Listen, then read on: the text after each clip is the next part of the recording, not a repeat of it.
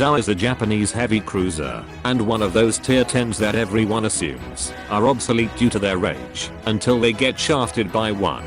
Zawa is one of the very oldest ships in the game, so one's first natural instinct may easily be to assume it's obsolete, a relic of an era gone by that struggles to stay relevant. Remember, this ship harkens back to a time where it was considered the worst HE spammer in the game, and people would rage at you in chat for playing it. We were also much more innocent back then. Nowadays, compared to things like Worcester and Smolensk, Zawa looks decidedly mediocre. But that doesn't explain why this ship is still an absolute joy to play, or why it still has a firm foothold in the competitive meta. That is mostly down to a mix of three factors: stealth, guns and torpedoes. Let's talk about stealth first. With the full concealment build that you should be running, Zawa's detectability drops below 10 kilometers. Why should you run full concealment build? Simply put, if you want a maneuverability focused Kata in the Japanese tree, throw some coal out the window and get yourself a Yoshino. She gets memed on for supposedly being crap, but to be honest there is no ship in the game that allows you to rack up damage numbers with less effort. This also correlates to the second strength of Zawa, the guns. And speaking of guns, 203mm Type 1 HE shells, 12 of them, flying towards a hapless destroyer.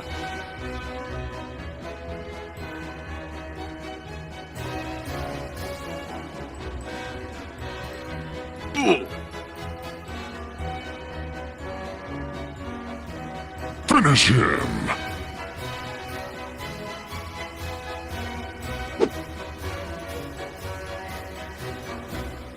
This damage is very consistent on almost any opponent. If your aim is on target, you aim for battleship bows, sterns and superstructures. You pepper cruisers everywhere but the belt. You walk over destroyers like a carpet, and you avoid hitting a carrier's armored deck. Locating your shots has never been this easy either, thanks to a great combination of shell speed and destroyer accuracy. 34mm of penetration ensure consistent damage, and you have a glorious 20% fire chance. And while you may easily fall into the trap of just spamming your Shimozi powder shells at any and all opposing ships, and make Mikasa smile in approval, don't neglect the AP, because it has one of the highest penetrations of any 203mm shell, even surpassing Goliath's 234mm AP outside of 6 kilometers. On paper, you also have some of the heaviest torpedo armament of any ship in the game, carrying 20 Type 93 Mod 3 torpedoes that you deftly steal off Shimakaze when nobody is looking. However, uncomfortably narrow launcher arcs make them difficult to use in close quarters. Luckily, you have a comfortable window to stealth fire them from range. These are your sneaky sucker punch against ballsy battleships. Speaking of stupid battleships, these are your easiest prey, but don't neglect targeting destroyers when they are spotted, as your accurate and fast HE is able to liberate them of their HP with disgusting efficiency. You will likewise want to shoot cruiser broadsides with AP. However, be wary of your vulnerabilities. You have a tiny pool of hit points that is easily exhausted. You want to cherish them, like you cherish your totally real katana collection. Don't show broadside to cruisers or battleships, because your troll armor is only effective under ideal conditions, much like the IJN's naval doctrine. You don't care much about capture points early game. That is your disposable destroyer's job. Just make sure to support the valiant fools that rush into them.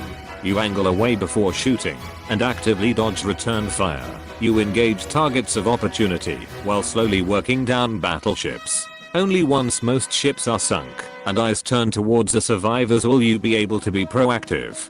Be careful when doing so, because you are basically painting a bullseye on your broadside. As soon as you touch a cap, you want to avoid positions where you have to bow on battleships, because you cannot rush an on-retarded battleship in spite of your devastating torpedoes. Also beware of carriers, because your low HP reserve means every rocket or torpedo hurts you significantly, even though your air is actually decent. So, how do you build your 1000-degree hot katana? You buy main battery and propulsion, then you get the turret traverse upgrade, since it is actually decent now. The next slot is usually steering gears, but you don't really need it thanks to your already excellent rudder shift. Then, you get concealment systems, or steering gears mod 2, if you drive a poor man's Yoshino. Lastly, it's your choice between range and reload, again based on your playstyle. But I recommend the legendary module, as it is one of the best in the game right now. For your commander skills, you take priority target for situational awareness, or incoming fire alert for advanced citadel notice. Then, you shall get expert marksman, superintendent, and concealment expert by order of the emperor. Next you get expert loader for opportunistic AP volleys, adrenaline rush and preventive maintenance, to protect your torpedo tubes. Lastly, it is your choice between demolition expert or survivability expert. Both offer relatively little benefit, but may come in handy nonetheless. Personally, I chose SE, because demolition expert is overrated. Finally, you can get jack of all trades for faster heal cooldown, and that's it. Don't forget to bring hydro to surprise minotaurs in smoke. Now you know how to play the 2015 meta. There is only one question remaining. Is it worth it? After grinding through the Japanese cruiser line twice in my life, I'm going to answer with a cautious yes. If you have enough free XP at hand, I suggest using it to shorten your grind through Mogami and Ibuki, because the Japanese cruiser tree starts off great, but gradually turns into frustration the further up you go, much like the real thing. At least there is a nice reward for your perseverance in the end.